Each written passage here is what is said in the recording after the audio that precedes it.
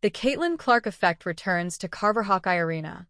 Number 22's return to Carver-Hawkeye Arena will reflect her impact on the women's basketball landscape.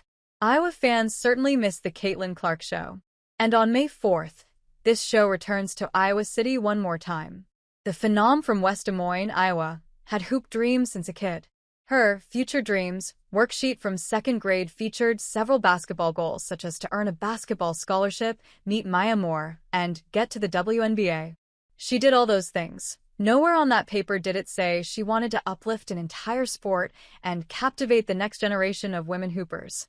But she's doing that too. When the Indiana Fever take on the Brazilian national team at Carver-Hawkeye Arena on May 4th, she'll be reminded of that. I always had big dreams and big aspirations ever since I was a young kid, Clark told David Letterman during a recent appearance on his Netflix special. My next guest needs no introduction. I don't think you could ever really imagine it to be on this level. I think I kind of exceeded my expectations. Clark grew up around the game of basketball. She started off tagging along with her older brother, Blake's, practices, where her dad, Brent, was the coach. And when she started playing at 5 years old, there were no girls' leagues around, so she played on her dad's team along with her younger brother, Colin. Her skills were pretty glaring early on. She literally, I would say, would score quite a few goals in soccer and in the same way with basketball, Brent said via her documentary. She would pull up from the free throw line on a 6 or 7-foot hoop and make it pretty consistently. There were never enough hoops on the court for her, though. She always wanted to play with Blake and his friends at home, though she was often physically outmatched. Her mom's advice to her: if you want to play with them, you've got to find a way to hold your own.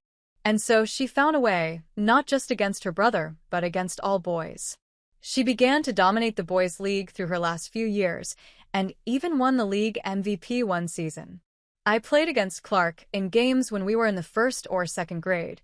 Former Iowa men's basketball player and Waukee, Iowa, native Peyton Sanfort recalled in February of 2024 via Elliot Clough of Rivals. It wasn't fun. I think we got the best of her when we were younger, and then she started to get better.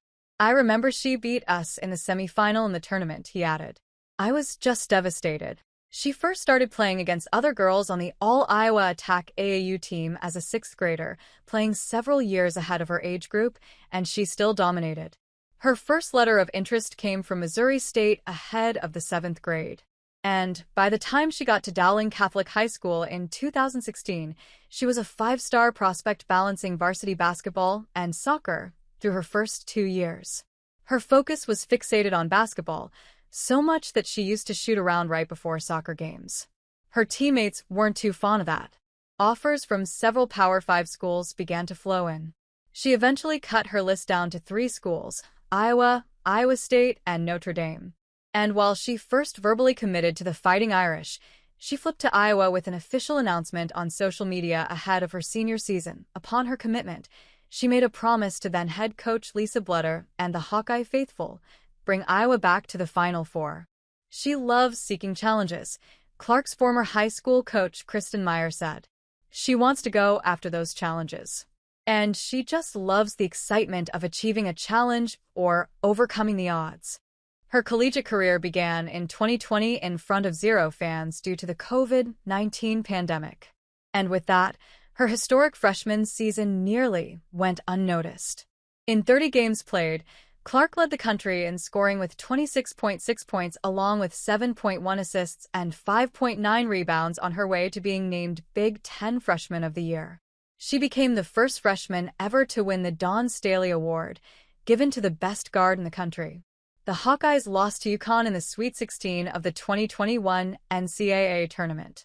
She took a step up in her sophomore season, and her 46-point explosion against Michigan was the birth of a collegiate superstar.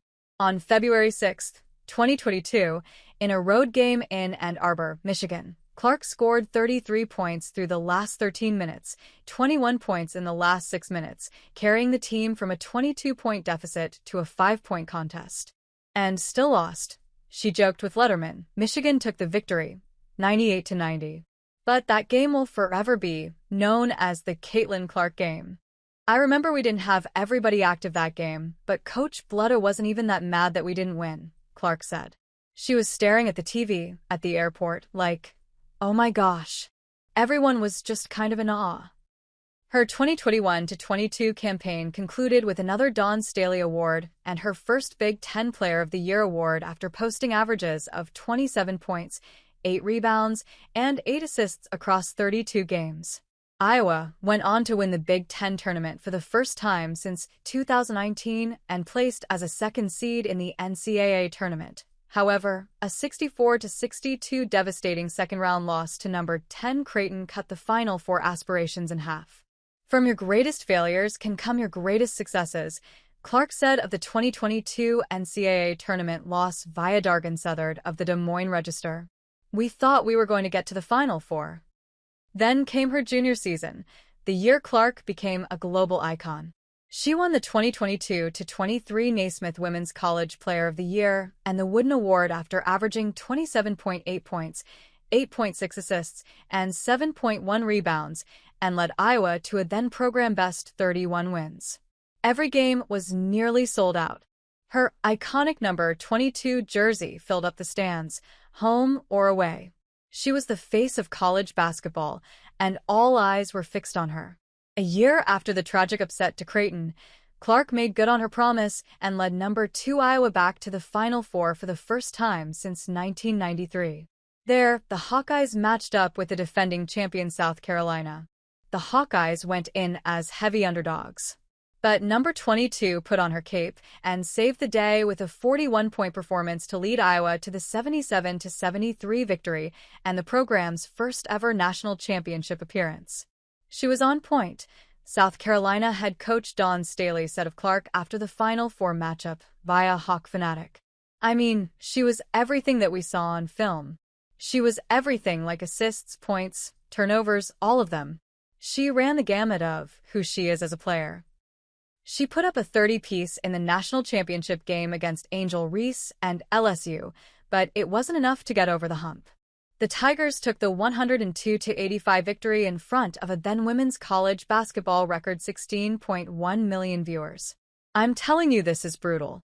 It is really tough to walk out of that locker room today, an emotional Blood said.